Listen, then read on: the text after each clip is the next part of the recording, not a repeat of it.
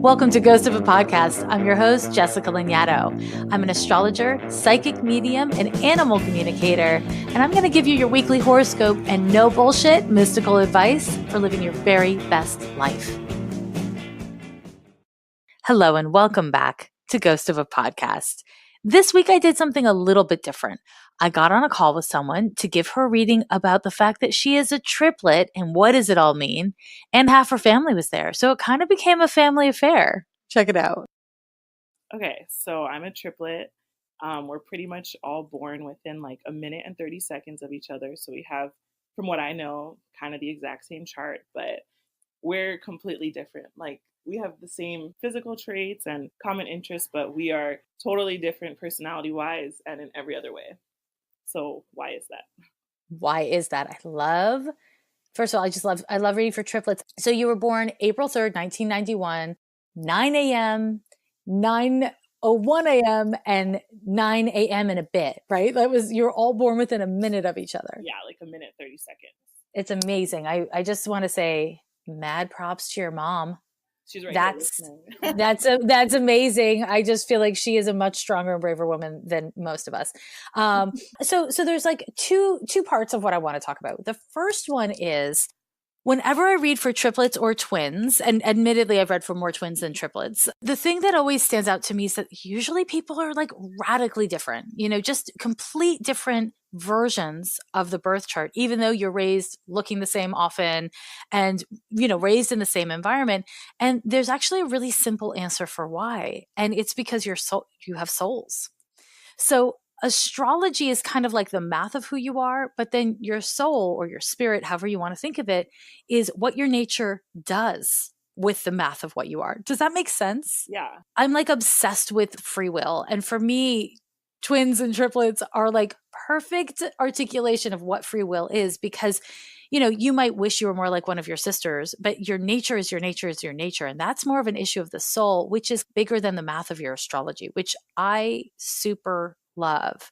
So I guess my question for you is, and let me just make sure I'm looking at your chart as opposed to your two sisters. Hold on for a second here. Is one of you really into school? Yeah, I'm a teacher actually. Okay. There you are. And then does one of your sisters really hate school? I don't think hate, but maybe not so much interested in it. And is that, hold on, let me just look at the math here. I'm checking out the math. It's your middle sister, eh? Got it. We're laughing. Is that right? Yeah. Okay, cool. She's there too. Yeah. So this is where, like, to be honest, this is where my psychic is a little stronger as I read the astrology. Sometimes when I'm looking at astrology, certainly on the podcast, I'm like keeping it strictly astrological. This is where I think my psychic abilities allows me to kind of like cheat and get in there. And the reason why I'm asking, y'all have Saturn in the 9th house, and you also have your North Node in the 9th house. So actually, like, higher education is a big deal. It looks like it was a big deal in your family. It's like an important part of who you are, especially because you're still pre-Saturn return. So you're still kind of like building up towards those adult years. Well, maybe before I keep going, let me just pause because in a way I've answered your question very quickly. So my kind of like larger question for you is, you got me on the phone. How else can I be helpful? Like, do you have any questions? Well, I feel like we are going through a lot of change in our family right now. And it's so weird because I don't even live at home. I'm rarely here, but right now I'm here at home with my mom and my sister and we're all here. And so this is like really divine timing kind of thing. It's so great. We're going through a lot of like quick radical changes and we're all very sensitive to like, the planets and energy and spirits. And it's just a lot. And how can we like best move forward as a family without killing each other? Yeah. Did you say without killing each other? Yeah. That is very honest and very real. So there's a lot of layers. There's a lot of layers. And, you say that we're all changing. You don't just mean the triplets. You mean everybody in the family is actually changing. That's what it looks like in your chart. And right now I'm saying your chart. I mean, all three of your charts is that there are some really deep and core things actually happening for your mom. Yes. And those core things happening for your mom are, congratulations, mom. They're exactly what needs to be happening. They're like scary and overwhelming, but really good. Does that make sense to you? Yes, exactly. And that's what we've been trying to like express to her. And not so articulate words. Well, the thing is, and I'm glad you're there, Mom. Hi. The thing is that it looks like for really since right before the girls were born, you've been having to kind of put yourself in the background and not prioritize certain parts of yourself. And that's finally changing. You're making some really scary, really big steps. Yeah, this is so crazy. Yeah. Cool. And this is a really exciting thing that I get to share with you because I am seeing this through your chart. And in your case, you have a shared chart with your two sisters, and your mom's current issues and her past are so clearly articulated in your birth chart, which is so cool how families are interconnected this way. But as your mom is growing and changing and taking these risks, it is inevitably destabilizing something in the family because your mom's really been the backbone of the family. I mean, your mom is amazing. I'm not just pandering to you, Mom. Sorry, but like you're really like this is going to create a ripple of change, and I still see that it is a really good thing for everybody, even when it is upsetting at times. Now that's happening at the same time. You three sisters for the last year and a bit have just been really like radically changing. You've been meeting new people, having new ideas. You've been kind of individuating from each other more than you have in previous times. Does that make sense? Yeah. Mm-hmm. This doesn't mean that you're growing apart, although it probably looks and feels like that at times. What it is that you're growing. And you need to grow as individuals in order to really do what you're doing. What you're going to end up finding is that in a way, the further you grow apart, the more similar you are. And that is going to take a couple years for you to be able to see really clearly. This period of your life, and when I say this period of your life, I mean Uranus has been conjunct your Mercury, and it's just started squaring your natal Jupiter, and is going to, after that, square your natal Saturn before you have your Saturn return. And in English, what all of this means is this is not a stable period for any of you. You're all changing radically and quickly. And so if your hope is to like not murder the people you love, you're simply going to have to be really flexible, because when people that you're as like your family looks very close, and that's wonderful until one of you changes or like all of a sudden starts wanting to be seen in a new way, and then it gets a little bit triggering.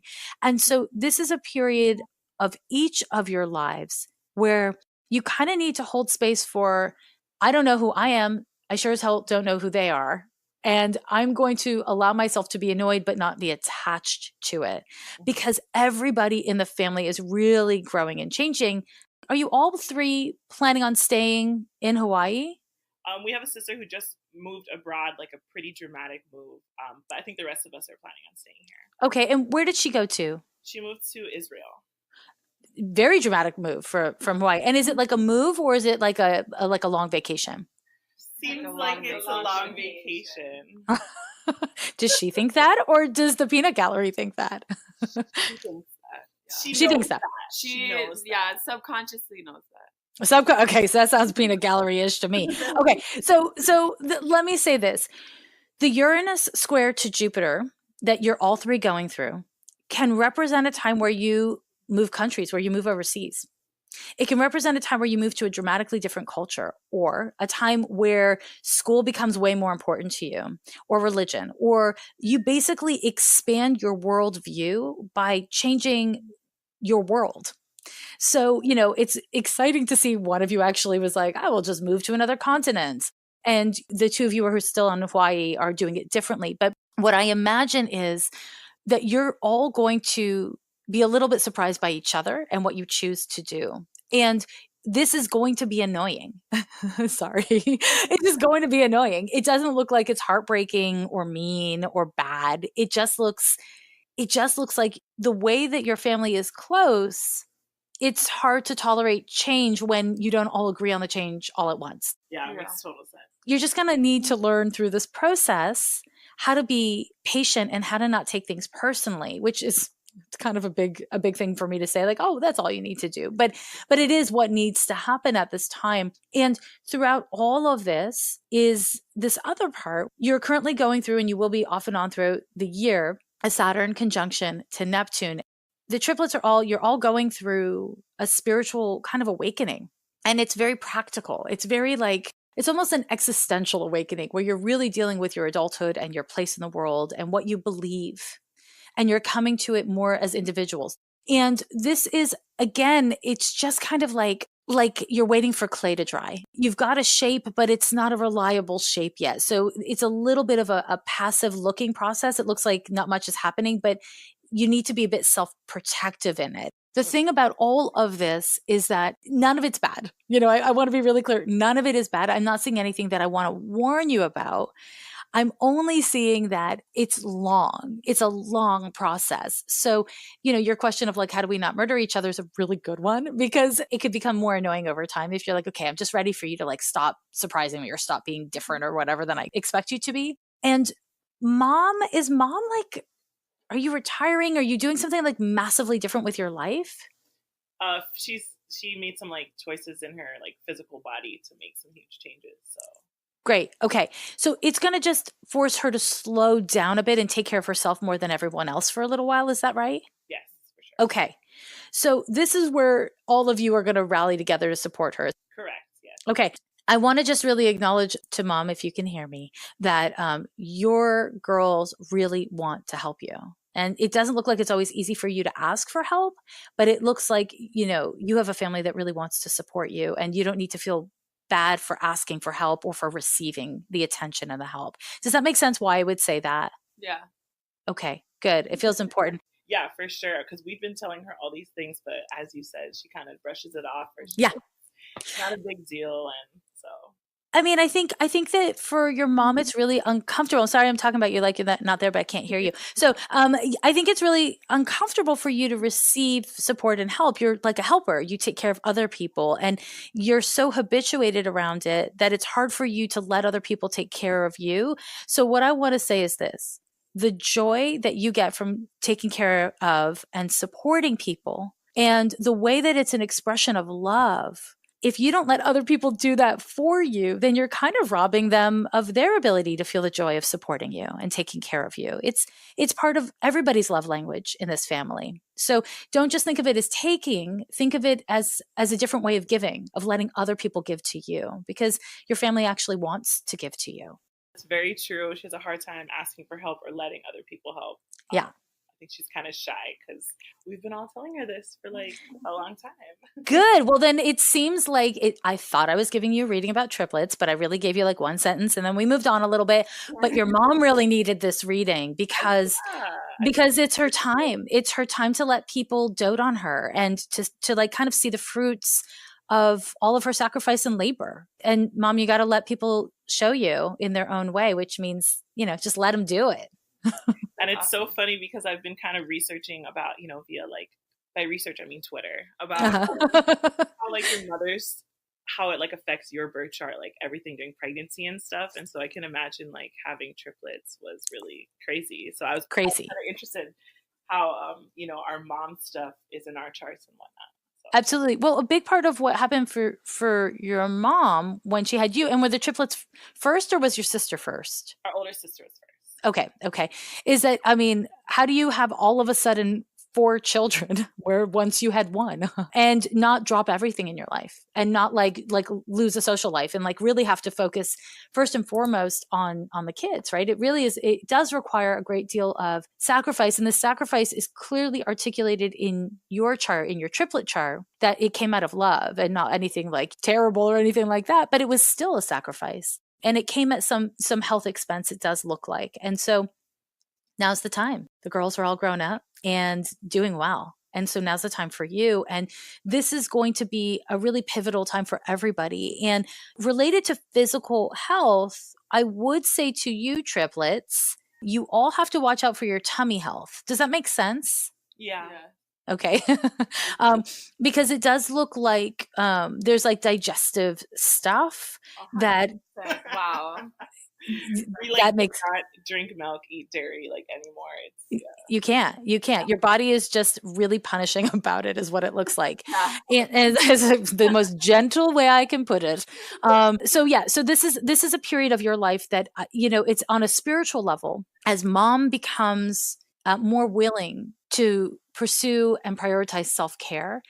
What you're going to find is that all 4 of you girls have greater access to your own bodies. It's this weird spiritual symbiotic relationship. And because you're all so close and you're all such sensitive people, you're really going to notice it.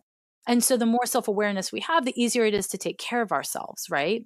And so there's this larger picture at play where you're all finding your own path. I'm sorry, I'm like not talking about your dad, but I just see it's like super all the females in this one. That's what I'm seeing. So sorry, Dad. Although, wait, does he have a back problem? Yeah. Yeah, he does. And is it chronic? Yeah. So actually that does show up in your chart. And is there type 2 diabetes in the family? In our family, but not any of us as yet. And it's not your parents, it's just like kind of like in the outer family? It's in my husband's parents. Okay. But yeah. he still took steps to health-wise make sure that he doesn't get it either. I think it's smart. I think that he has to be really careful about it. Your dad does. And I also think that, hold on, there's something else about this. It looks like your dad just needs to slow down a little bit. He just needs to slow down. He needs to take better care of his structural body. So everybody's kind of being forced to kind of be accountable in your family for what it is that they do with their time in their bodies. This is a real like body heavy time for you guys. So that's kind of cool because again, it's this other thing that you're all doing together. Now, who's having a baby, did you say? I just had a baby. I'm like, we don't know. Well, not just. He's 10 months. So. He's 10 months. Well, that's just. Congratulations. Just about to have a baby. Wait, who's about to have a baby? We don't know. Okay. Well, I will say if y'all are, intimate with cis men, and you don't want to have a baby, then you know what to do because this is a time of fertility. So, make your choices intentionally, my friends. Okay. So you just had a baby and are you not working outside of the home yet? I just went back. I'm a flight attendant, so I took a really long maternity leave, and so I just went back to work. Like I've only flown a few times. How's it going? Pretty good. It's just a lot of adjustment with leaving the baby and working our schedules to accommodate him. So the reason why I'm asking is because it looks like the pregnancy part of it was just like it was really exhausting for your body. Is that right? Yeah, it was really emotionally draining. Yeah. Your hormones are so sensitive. I'm sure all three of you triplets are just like incredibly sensitive with the hormones. And I want to say that, you took 10 months. That's excellent. But you really need to honor what you're feeling, even if you think you quote unquote should or shouldn't be feeling that way.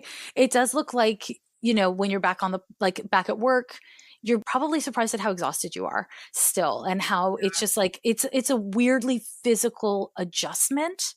And I just want to really validate that that's true. If you can afford to see something like an acupuncturist, like somebody who works with more of the subtle body instead of just like a Western medicine doctor who's going to throw meds at you. I don't think you need meds, but I think that your system is just not flowing in the best way that it can be. So it's making everything take more effort. No, that makes a lot of sense. And I appreciate you validating that. Yeah. Because I tend to feel kind of like, I'm being dramatic about feeling that way. And so, okay, for all of the triplets is going to be a theme for the next year and a half, 2 years. Well, year and a half. Yeah, year and a half is this theme of my felt experience is X, but I think it should be Y. Therefore, I won't take care of myself. So look out for that theme, whether it's happening physically or hormonally or emotionally or like around, I don't know, it doesn't matter. Look out for the theme and try to make the best choices possible around it. Because again, there's this family theme happening here. And not all families are like your family. I mean, your family is like weirdly close and lovely with each other. Congratulations to you all. But you're all going through this. And that means that sometimes you're not going to be able to validate this for each other because you're dealing with your own triggers and your own, like, I don't believe me, so it's too hard for me to hear you complain kind of things. So you're not going to be able to be like necessarily the best support for each other if you don't have other forms of support in addition. Now, this is for the kids. For parents, that's not true. Okay, so mom, you can complain as much as you like. That you're allowed, but the siblings not as much. You're going to need to really lean on your partner and your friends and all that kind of stuff. Otherwise, you're really going to trigger each other. So I just want to say thank you all for doing this with me. Yeah, it's totally crazy. It's so cool that it worked out and that we got to do like a whole family reading is super cute and unexpected. So thank you for that. Thank you so much. Bye. You know, I've got tons to say, but so do you. And I want to encourage each and every one of you who has a voice, who has a perspective, to start your own podcast and do it on Anchor, which is where I do it. Anchor is free and it's easy. And what you do is you just record on your phone directly what you want to say. You can edit the content on your phone. And then Anchor does the heavy lifting for you. They distribute your podcast everywhere from Spotify to Apple Podcasts and all the other platforms that podcasts are heard on. And you can even make money from your podcast. Anchor helps you out with all of that. So check out anchor.fm to get your podcast started. Hey, everybody. Welcome back to the Astrology Corner of Ghost of a Podcast. So this week, we are looking at April 14th through the 20th, 2019. On the 14th, we start off with a Sun trine to Jupiter and a Venus sextile to Pluto. So these two transits are happening at the exact same time. What this means is a couple of things. The first one is it's lovely. Both of these transits are absolutely lovely. Venus sextile to Pluto represents a time when it is really wonderful to connect with other people. And generally, because of Pluto's involvement, what that means is it's just kind of deep, but it's not deep in a hard way. It's deep in a way where you're able to actually feel connected. Or there's a transformational connection that you achieve with someone. It may simply be that you make really fun and flirty contact with a person. Whether or not it goes anywhere, it's not really the point of these transits. What it's about is presence and connection.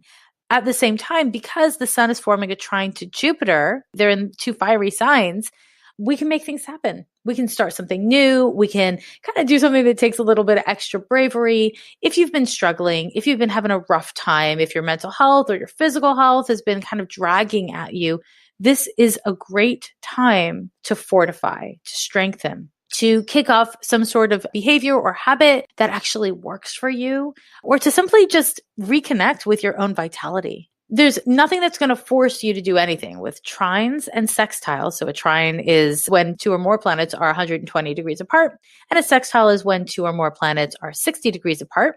These two aspects, they're pretty gentle in their effects. So as I like to remind you on the podcast, when your ass is being handed to you, you react, you work, you're motivated. And when things are lovely and nothing is really forcing you to do anything, it's easy to just sit back and not really do anything. So really think about what are the themes in your life that you can work towards improving on and around the 14th in the way you relate to others, in the way you relate to your own relationship to yourself, to your finances, to beauty and aesthetics. And also, what can you grow in your life? Where do you need more bravery, more resiliency, and optimism? Because this is the time where you have an easier access to those themes if you use them. And in particular, if you've been needing help, if you need to reach out to people because you're feeling lonely or because you just need help figuring a problem out, do it. Do it. It will work out well around this date. Now, on the 15th, Venus is forming a square to Jupiter. So we see a reiteration of these planets that we saw on the 14th. Venus square to Jupiter is nothing bad. I mean, I don't know. If you're on a diet, it's not great. You're going to want to eat delicious and rich foods. If you're trying to save money and not buy cute things and you walk into a cute shop, you're going to have a harder time. You know, it kind of tests our hedonism and our self-indulgence. But it's not a heavy test unless you're really struggling with those things already in a way that is pretty dire. This transit can be really exciting and fun and pleasant. It really depends on your predisposition around hedonism. If you always play around the edge of what's okay or on the other side of the edge of what's okay for you, then this can kind of be a trying time. However, if you've got a more moderate lifestyle and if you're not deep into any kind of addictions, this is just damn lovely. It is lovely. So enjoy yourself around this date. And that leads us to the full moon on the 19th. So on the 19th, we have a full moon at 29 degrees of Libra at 4:12 a.m. Pacific Standard Time. Now, this is the second full moon in Libra of 2019, and that's unusual. The first one we had was on Wednesday, March 20th And that was at 0 degrees of Libra. And here we are on the 19th of April, and we are having a 29 out of 30 degrees of Libra full moon. I want to encourage you to, first of all, look back at what was going on around March 20th. And then again, what was going on around April 5th, the new moon in Aries, and see the themes that were playing in your life. And this is not about all the things of the world. This is about the themes in your emotional life, in your relationships, because where we have the opposition between Aries and Libra, we're really dealing with the themes of me and you. We're looking at the themes of how we work out. How do I express and hold myself in relationship with you? And how do I compromise? And how do I maybe cave? And how do you do those things? So where we have Libra Aries, we're really looking at the kind of struggle or interaction, depending on, the vibe between you and others. And as always, a full moon occurs when the sun and moon are opposite each other, opposite sign, opposite degree. Now, this particular full moon, not only is it the second full moon of Libra and in the final degree of Libra, but it is also happening with Uranus very close to the sun and opposite the moon. And this gives a restless and impulsive wild card vibe going. It can trigger us to feel upsets and to react to those upsets without first considering what our responses are made out of. What our responses are made out of is a really important part of all of this. You may find yourself wanting to break free of either a dynamic with someone, a habit with someone, or even just a way of showing up in relationship. And that is all good. In fact, it might be excellent. Uranus is about freedom and autonomy. However, what you want to make sure that you're doing is not just shaking things up to create drama or distraction. You want to make sure that when you respond passionately or dramatically, it is authentic. Full moons kick up a lot of intense emotion. And so it is tempting to react dramatically as a way to, in some way, kind of distract from what we're really feeling and needing. Because what you're feeling and needing now is worth paying attention to. It's worth honoring, but it isn't necessarily going to be what it seems like on the surface. So be willing to sit with your emotions. Be willing to do the work to dive inside of whatever it is you're reacting to. Now, another thing to pay attention to around this transit, you may end up feeling some feelings of helplessness or victimization, or you may be dealing with somebody who's feeling those feelings in reaction to you. The key here is to listen. You don't get to decide for anyone else how they feel or why, and no one else gets to decide that for you. The key here is to take responsibility for what you feel and what you need. And if you find that you're in a situation where you simply can't be safe in your feelings or you can't get what you need, you don't have to stay in that situation.